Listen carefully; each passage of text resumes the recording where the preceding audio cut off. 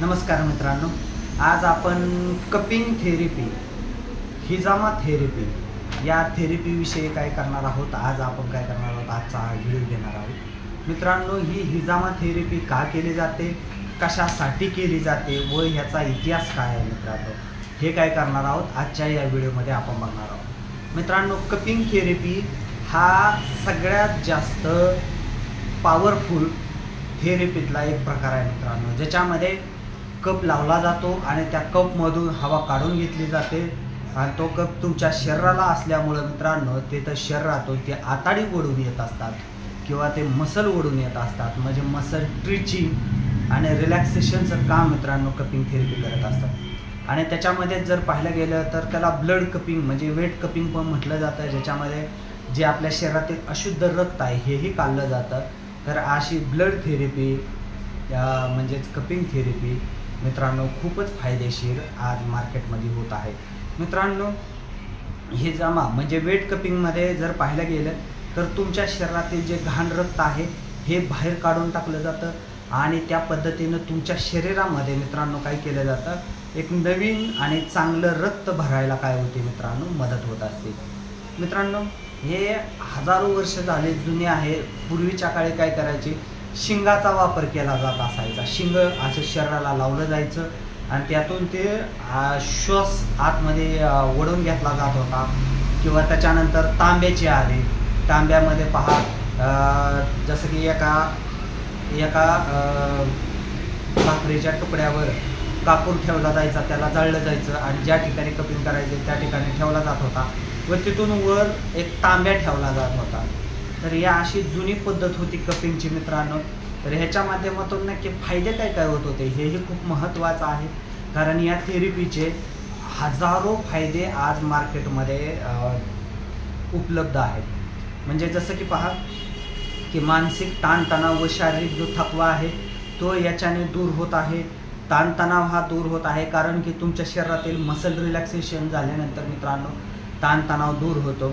त्याच्यानंतर अंगामध्ये रक्तसंचार व्यवस्थित झाल्यामुळं मित्रांनो तुमच्या अंगामध्ये ताकद आल्यागत होतं. त्याच्यानंतर शरीराचं तापमान जे आहे ते संतुलित राहतं. उदाहरणार्थ काय होतं, एकाच जागी जर रक्त साठलं तर त्या ठिकाणी अचानक हीट वाढायला चालू होते किंवा रक्त जर त्या ठिकाणी पोहोचलं नाही तरी मित्रांनो तो त्रास व्हायला चालू होतो. तर नक्कीच कपिंग थेरपीच्या माध्यमातून तुम्हाला काय होतं, तिथं फायदा बेनिफिट होऊन जातो. त्याच्यानंतर पेशींचं कार्य सुरळीत होतं. म्हणजे काय की मित्रांनो पहा की पेशी ज्या आहेत आपल्या त्या ऑक्सिजन खातात. म्हणजे ऑक्सिजन कॅरी करायसाठी मित्रांनो RBC, WBC आणि प्लेटलेट कामी येतात. त्याच्यामध्ये RBC खूप महत्त्वाचा पार्ट असतो, जो आपला ऑक्सिजन व्यवस्थित कॅरी करतो आणि तो ऑक्सिजन पेशीपर्यंत मेंदूपर्यंत नेऊन पोहोचवायला काय करत असतो मित्रांनो, मदत करत असतो. तर ऑक्सिजन कॅरी झाल्यामुळं तुमच्या पेशी ह्या तंदुरुस्त राहायला चालू होतात आणि त्या पेशीमधली जी घाण आहे किंवा खराब पेशी आहेत त्या रिमूव्ह व्हायला सुद्धा काय होतं मित्रांनो याच्यामार्फत मदत होते. त्याच्यानंतर रक्तसंचालन जे आहे ते व्यवस्थित होतं. मित्रांनो, मी जसं की मगाशी म्हणलं की ज्या ठिकाणी रक्त साखळतं किंवा रक्तच पोचत नाही त्या अवयवाला आजार सुरुवात होतो. तर अशा आजारामध्ये मित्रांनो नक्कीच या ठिकाणी कपिंग थेरपीचा उपयोग होतो.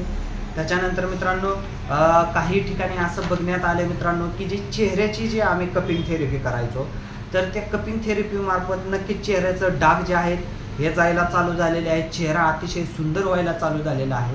तर अशा पद्धतीनं चेहऱ्यासाठी, केसासाठी किंवा शारीरिकमध्ये जर कुठली स्किन समस्या असेल यासाठी सुद्धा कपिंग थेरपी मित्रांनो काय झाले उपयोगीला आलेले आहे.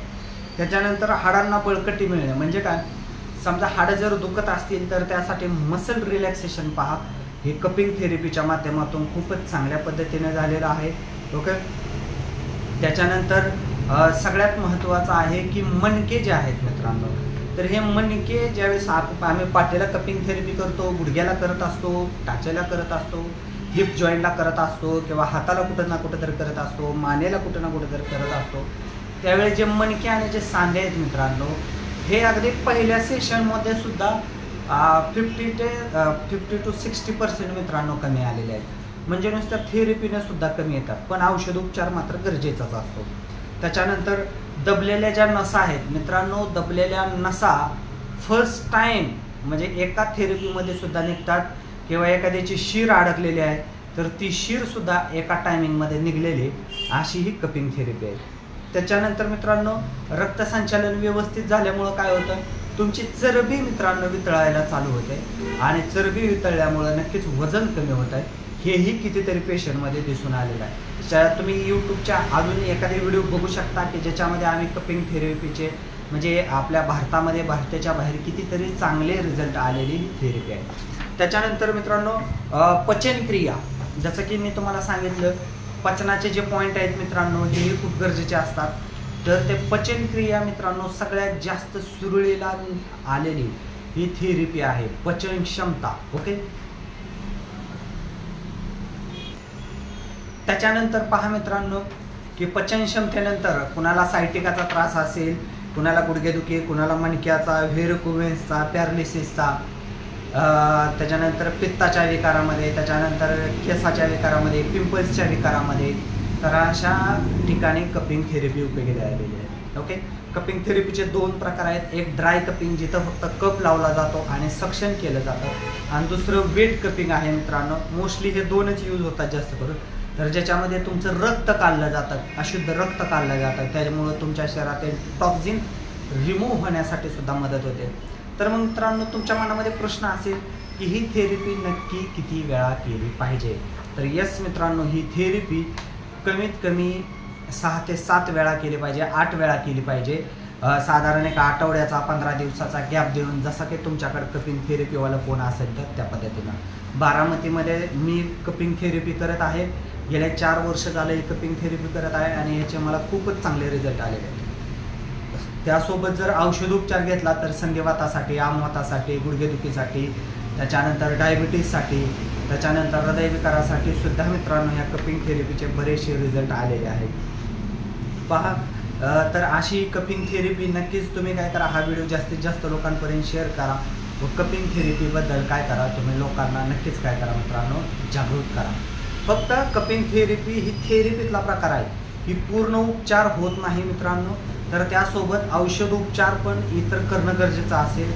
जसं की तुम्हाला आयुर्वेदिक, होमिओपॅथी डॉक्टर जर काही सुचवत असतील तर तो उपचार त्यासोबत घेणं गरजेचं आहे. थेरपी त्याला सपोर्ट करणार आहे. तर अशा पद्धतीची ही थेरपी करण्यासाठी नक्कीच खाली दिलेल्या नंबरवरती संपर्क करा. धन्यवाद.